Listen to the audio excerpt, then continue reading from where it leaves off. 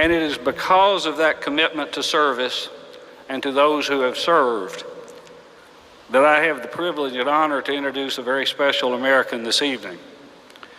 It was just a few short weeks ago that we received a call from the White House.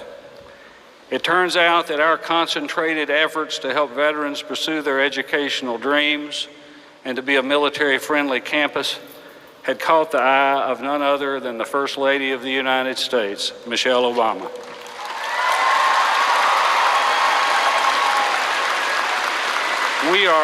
We are profoundly honored to be one of 3 institutions Ms. Obama selected to bring commencement remarks this year. This is the last commencement speaker I'll ever introduce as your president, and I hope you graduates are as thrilled as I am to go out on such a high note.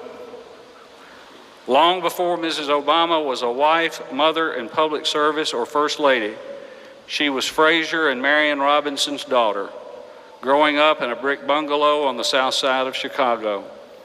Her dad was a pump operator for the Chicago Water Department, her mother a stay-at-home mom. A product of Chicago Public Schools, she pursued sociology and African American studies at Princeton University before going on to earn a law degree from Harvard. It was at the Chicago law firm of Sidley and Austin that she met the man who would later become the love of her life, and much later, the President of the United States, Barack Obama.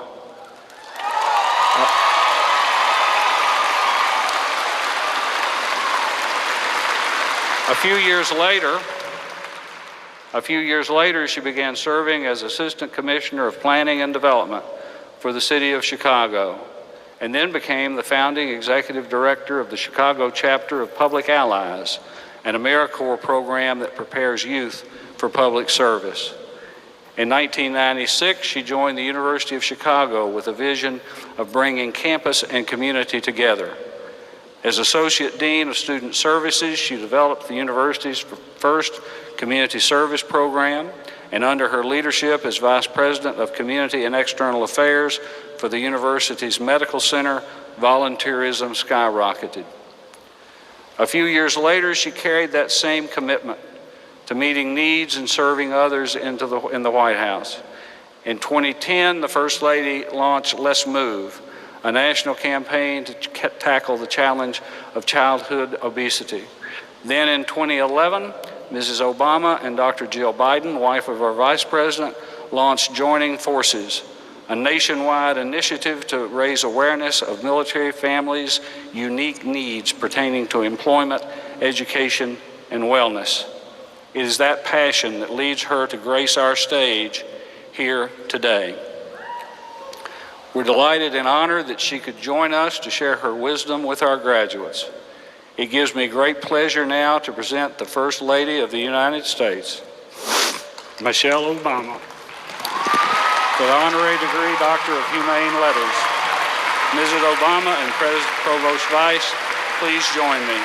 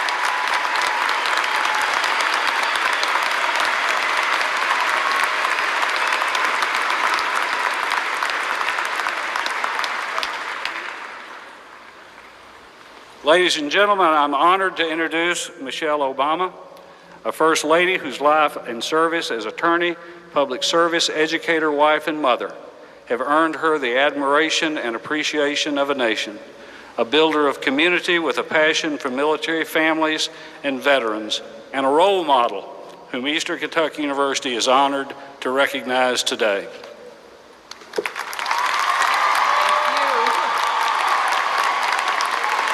Thank you so much. Oh my goodness, good evening. Thank you. I am just overwhelmed. And as an honorary degree holder, it is now my pleasure to say, go Colonels!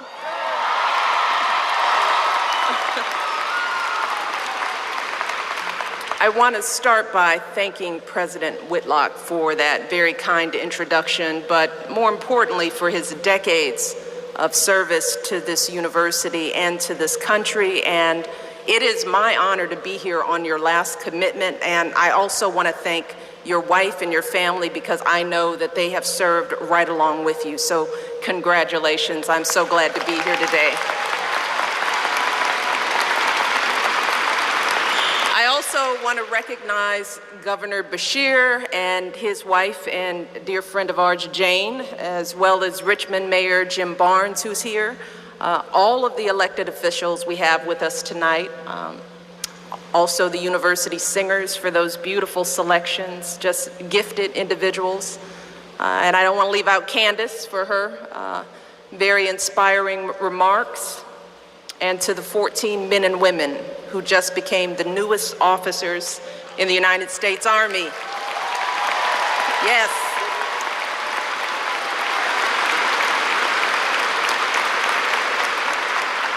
And of course, I want to join in recognizing all of these beautiful people in the stands today, the family members who supported you all every step of the way. And since tomorrow is what? I'm sure everybody's on their jobs, right? Got flowers ordered and everything. I want to give a special greeting to my fellow moms and congratulate you for successfully coming out on the other side of adolescence in one piece. You have done it. You have succeeded in raising college graduates. I welcome any advice you have on how you got it right. But most of all, yes indeed, to the moms and the grandmoms and the godmoms and all the mom figures in our lives who keep us going, thank you all. But most of all, I want to congratulate the stars of today's show, the EKU class of 2013, yes!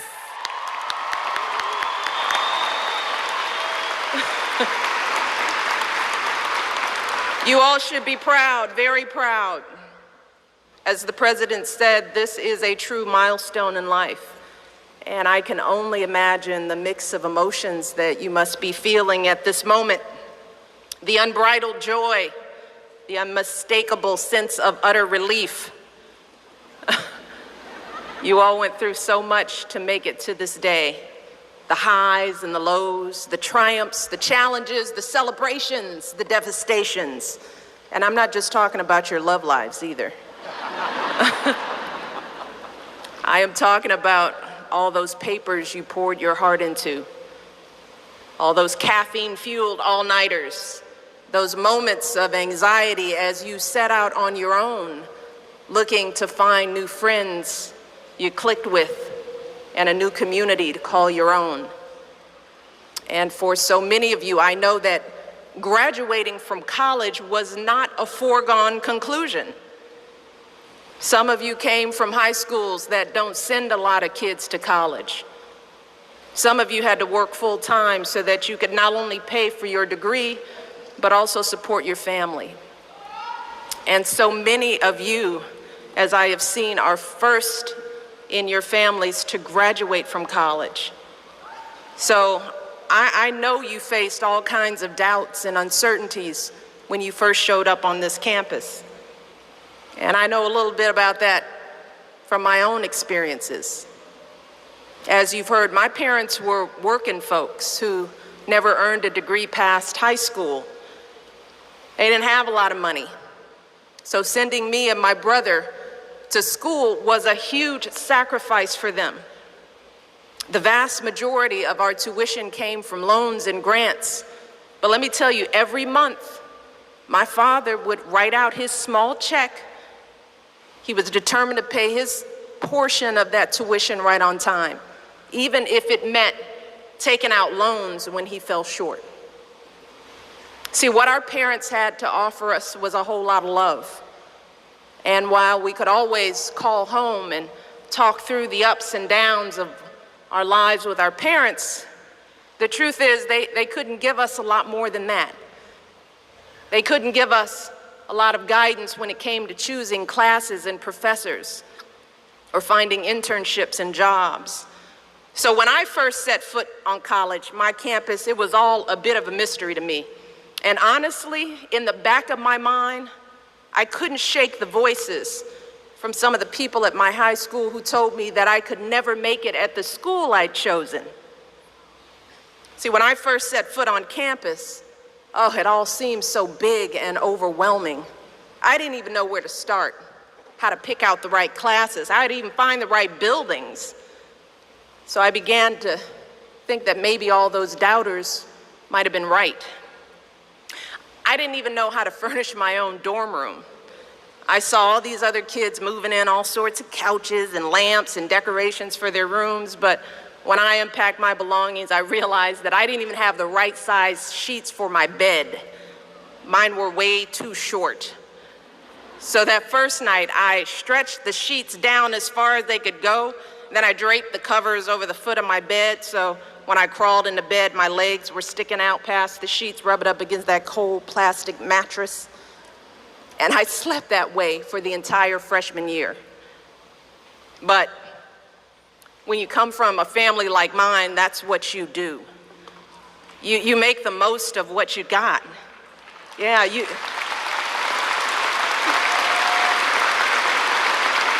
use all that good common sense, and you don't make excuses. You work hard, and you always finish what you start. And no matter what, you give everybody a fair shake. And when somebody needs a hand, you offer yours. See, those are the gifts my parents gave me, their values. And I quickly learned that those gifts were far more valuable than money or connections.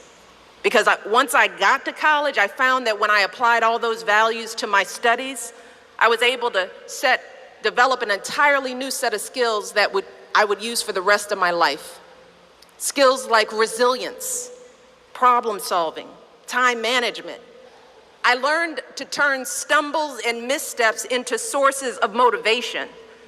A week with 3 tests and 2 papers wasn't a reason to stress out, but a reason to plan.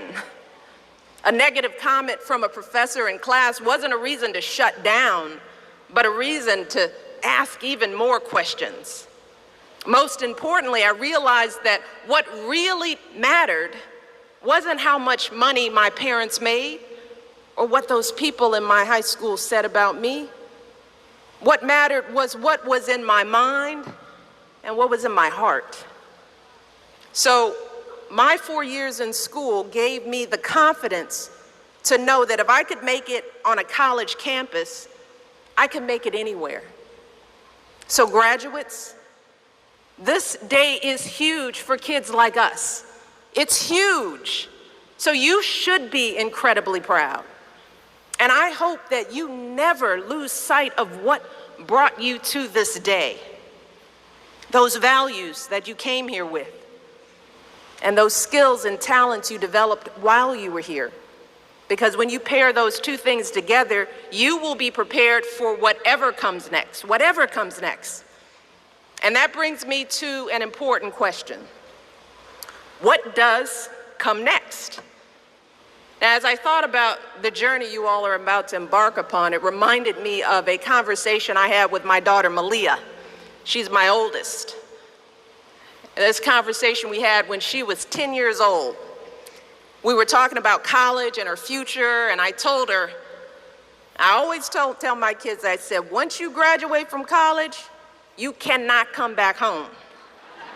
Cannot. Now, of course I was joking, but I still don't want her to know that. But her response, she took it in, was one I will never forget. She said, well, Mom, where do you go after college? She said, I mean literally the day after you graduate.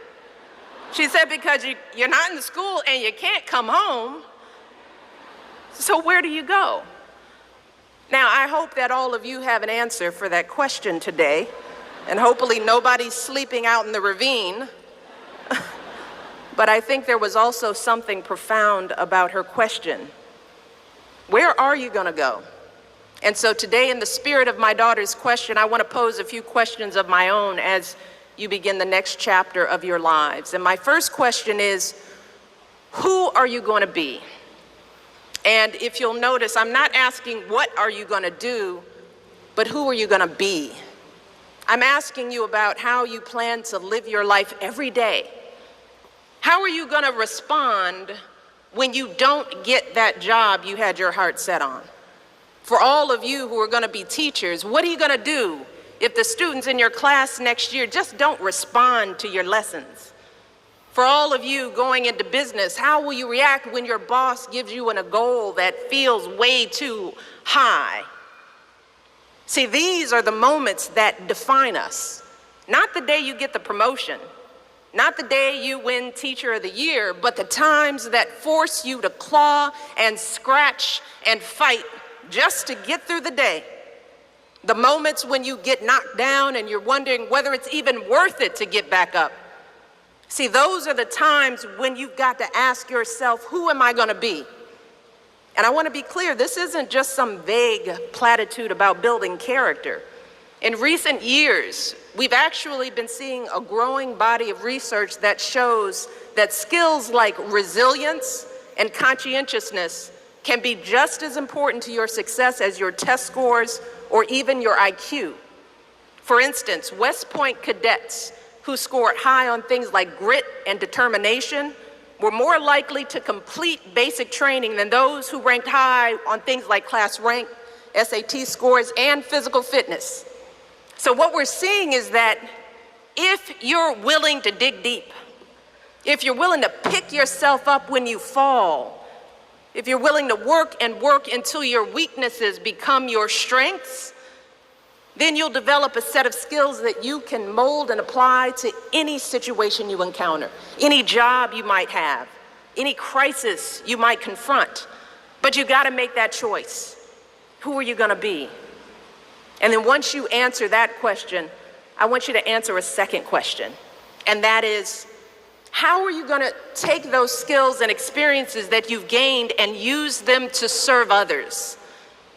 See, here at Eastern, you have an extraordinary culture of service. Many of you spent your spring break volunteering in places like New Orleans and Washington, D.C.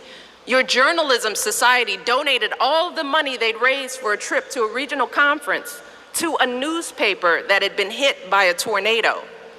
Altogether, EKU students volunteered 107,000 hours of service, earning you a place on my husband, the President's Higher Education Community Service Honor Roll.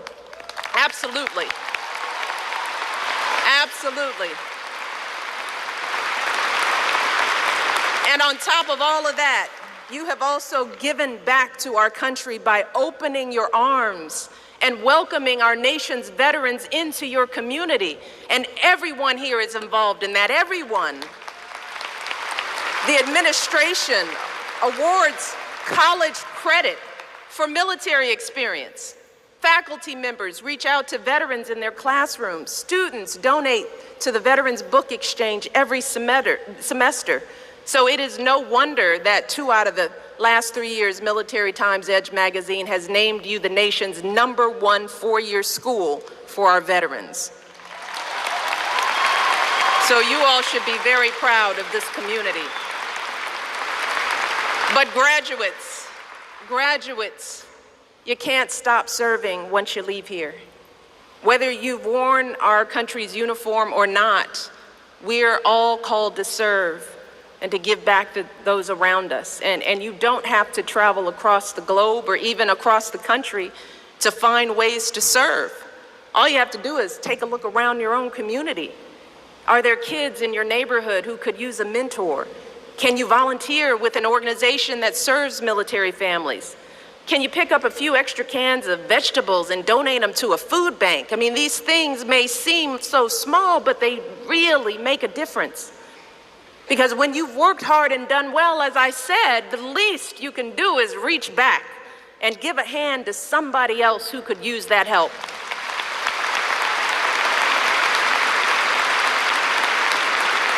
We can all find a way to open our arms and welcome folks around us into our lives and our communities.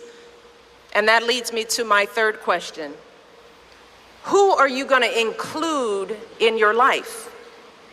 The EKU Community's outreach to veterans offers part of the answer to this question. Now just imagine what it's like for these veterans to go from combat to campus. Just put yourself in their shoes for 1 second. 1 minute you're wearing a rucksack, carrying a firearm and facing gunfire in the middle of the desert. The next minute you're wearing a backpack, carrying a textbook and hanging out at Powell Corner. Your friends from the platoon are scattered across the country. Most of the people you see on a day-to-day basis have never experienced and could never imagine the things you've experienced. It would be so easy to feel isolated, like no one understands, like you're an outsider. But here at Eastern, you didn't let that happen. Instead, you reached out to these men and women. You made sure they felt comfortable and welcomed, and you have seen that your community has become even stronger, even more vibrant because of these men and women, because they are part of this community. So graduates, think about how this will apply to your own lives in the future. As you move on, you're gonna come across all kinds of people from all different places and faiths and walks of life. And you can choose to pass them by without a word, or you can choose to reach out to them, no matter who they are or where they come from or what ideas they might have. That's what's always made this country great. Embracing the diversity of experience and opinion that surrounds us everywhere we go. So I encourage you all, seek it out. Don't just spend time with people your own age. Go to the local senior center and talk with folks who have a little life experience under their belts. You would be amazed at the wisdom they have to offer. Try visiting a different congregation every once in a while. You might just hear something in that sermon that stays with you. If you're a Democrat, spend some time talking to a Republican. And if you're a Republican, have a chat with a Democrat.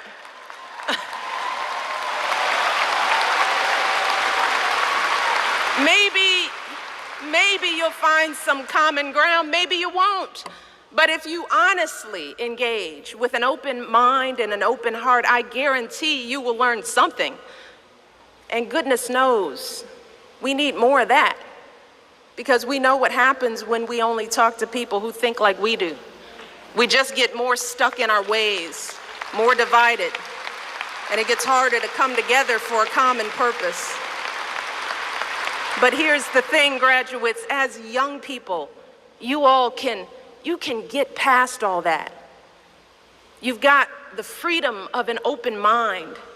And thanks to today's technology, you're connected to each other and to the world like never before. So you can either choose to use those opportunities to continue fighting the fights that we've been locked in for decades, or you can choose to reject those old divisions and embrace folks with a different point of view. And if you do that, the latter, who knows where it might take you? More importantly, where it might take our country. So those are my three questions. Who do you want to be? How will you serve others? And who will you include in your lives? And let me just share just a little secret before I end. As someone who has hired and managed hundreds of young people over the course of my career, the answers to those questions, believe me, are far more important than you can ever imagine.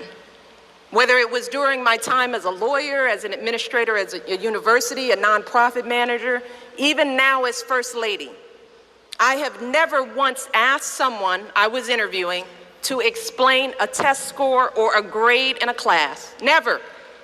I have never once made a hire just because someone went to an Ivy League school instead of a state school. Never. What I have looked for is what kind of person you are. Are you a hard worker? Are you reliable? Are you open to other viewpoints? Have you stepped outside of your own self-interest to serve others? Have you found a way to serve our country, whether in uniform or in your community? Again and again, I have seen that those are the qualities that I want on my team, because those are the qualities that move our businesses and schools and our entire country forward. And just understand this. Those are the qualities that you all already embody. They're the values you learned from your parents, from the communities you grew up in. They are the skills you developed here at EKU as you worked so hard to make it to this day. And today, more than ever before, that's what the world needs. We need more people like you. So after you've come this far, after all of the ups and downs, I hope that it is no longer a question of whether or not you can make it in this world, but how and where you're going to make your mark. And that brings me back to Malia's original question. Where are you going to go? Graduates of this university have gone on to become generals in our military, some of our nation's best CEOs and educators and law enforcement officers. Let me tell you, Abraham Lincoln was a Kentucky kid. So were Muhammad Ali, George Clooney, Diane Sawyer. So graduates, make no mistake, you can go anywhere you choose. So be proud and never, ever doubt yourselves. Walk boldly on that road ahead, no matter where it takes you. And please, spread those values everywhere you go. We need it more than ever before. So congratulations again, graduates. It has been a true pleasure. Best of luck on the road ahead. I love you all.